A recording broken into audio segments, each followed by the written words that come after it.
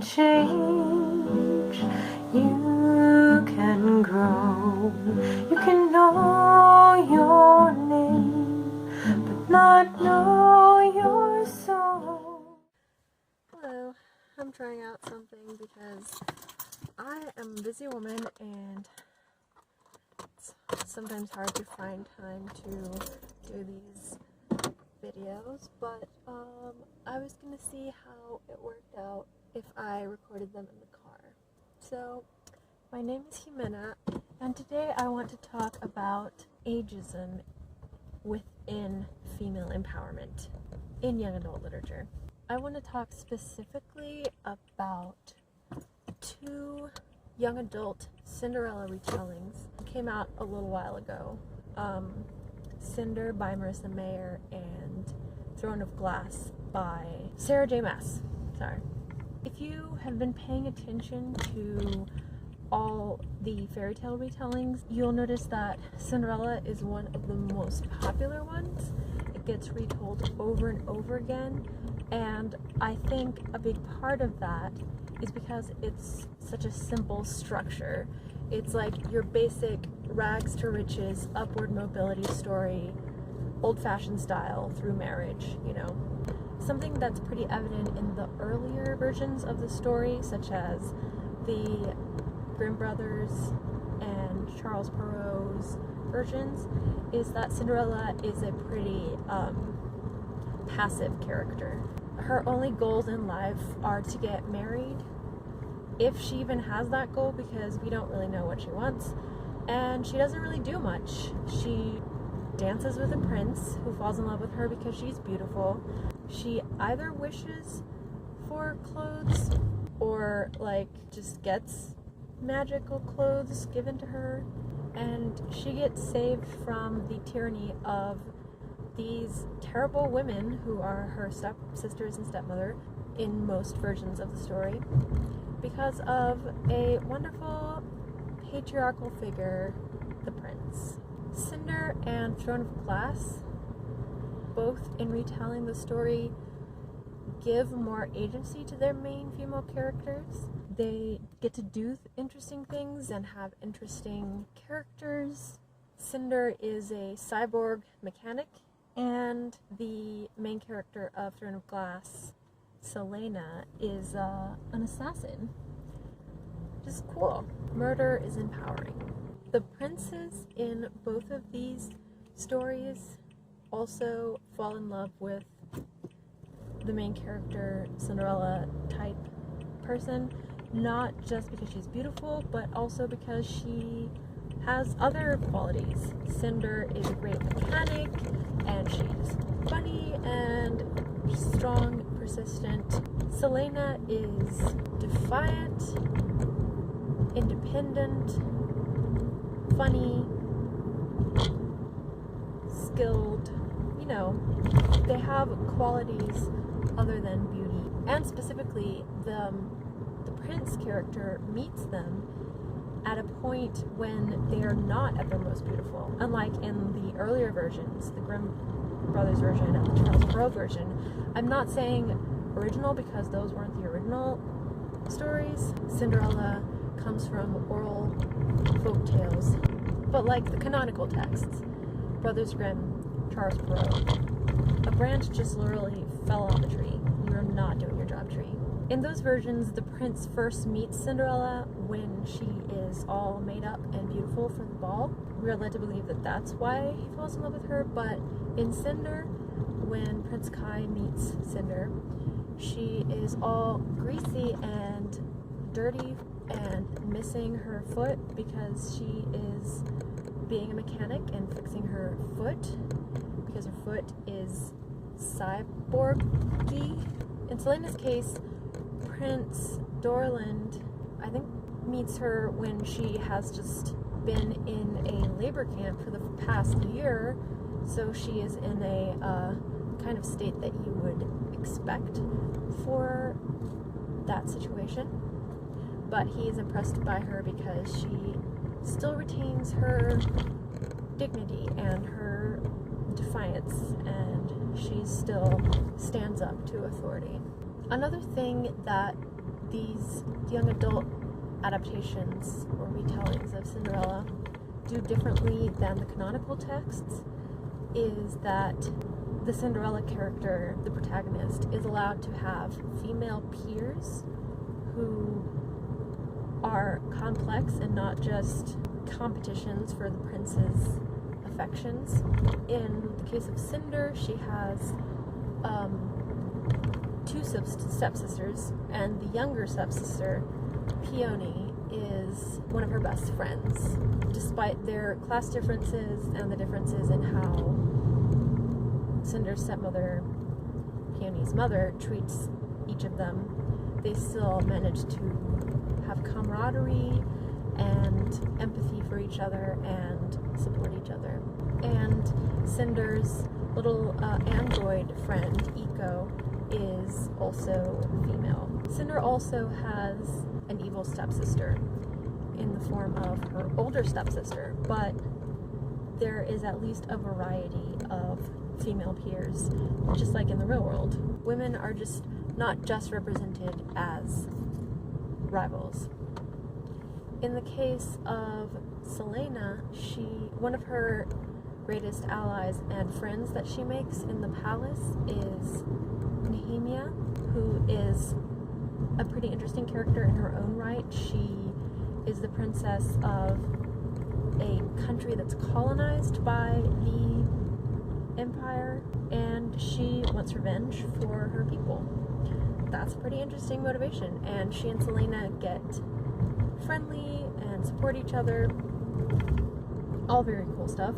And even Selena's main rival for the prince's affections, I'm blanking on her name right now, but Selena criticizes her a lot, calls her like basically a traitor to their sex, because she's trying to tear down on other women and she is vapid and all those kinds of stereotypes. But in the chapters that are from the point of view of that character, we find out that she is actually being manipulated and that she is a lot more complex. She's sort of driven to the point of sickness and mental distress by her all-consuming need to be in power and take control of the throne by way of marrying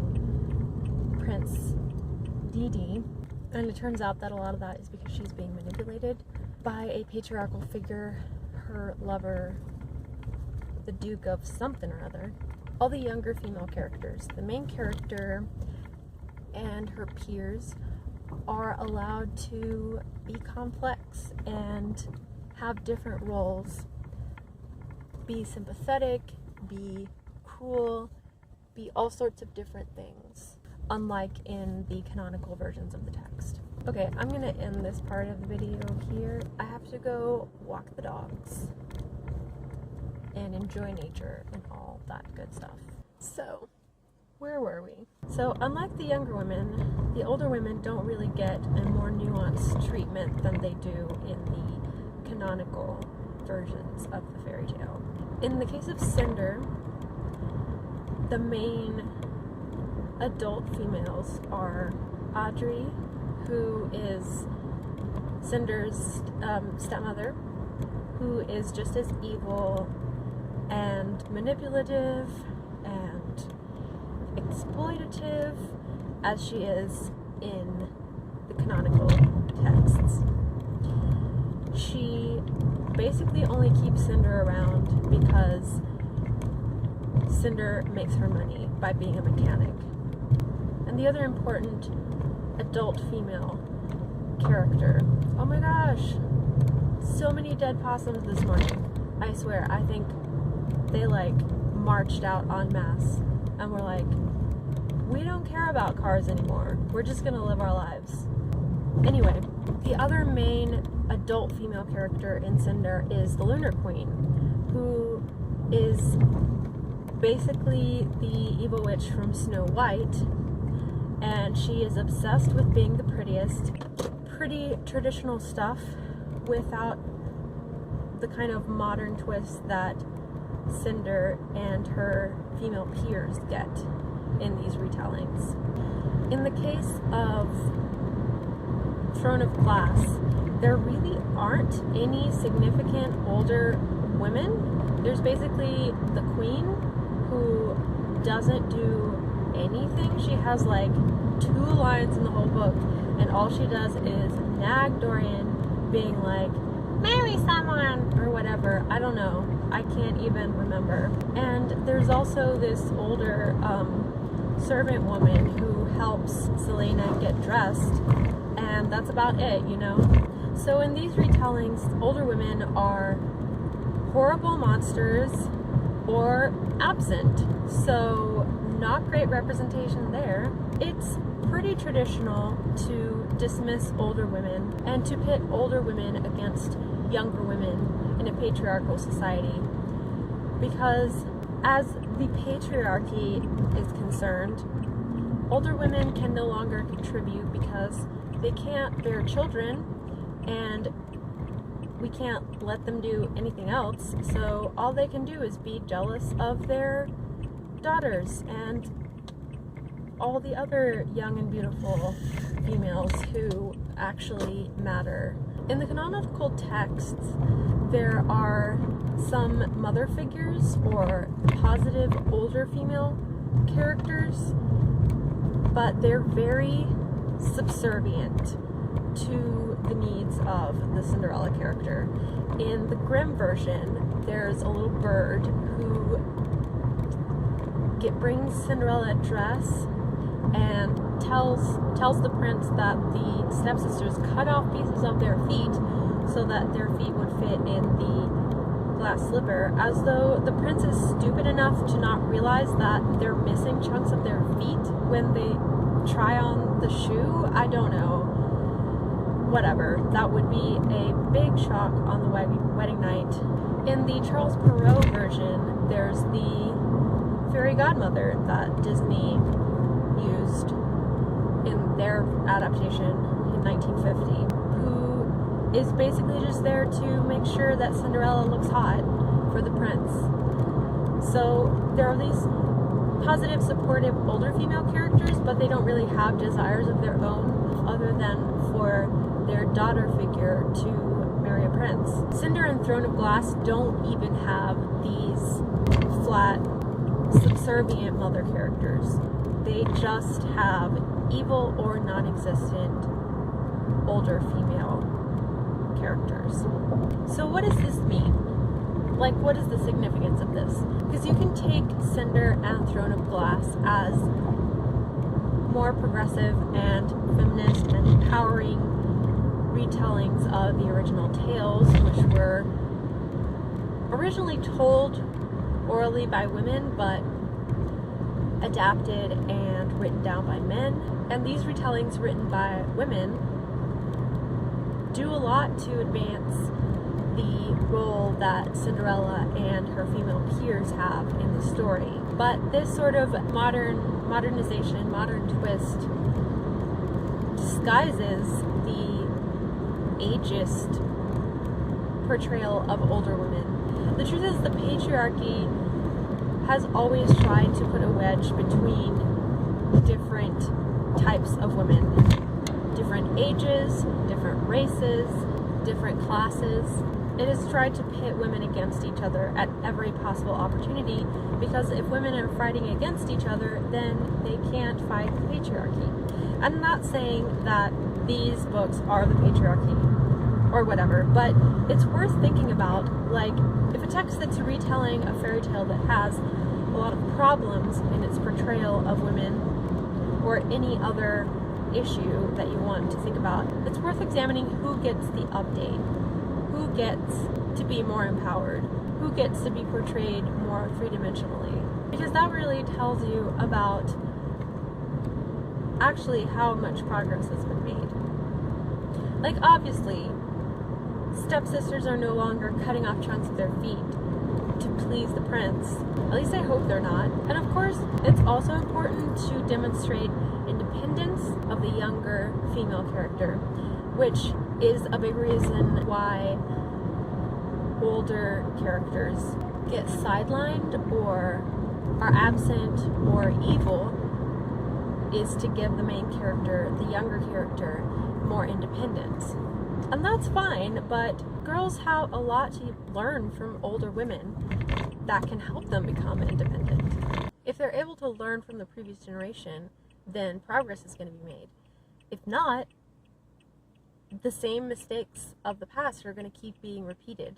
And also think about, if there are no positive older female characters, what does that say about the future of the Cinderella characters?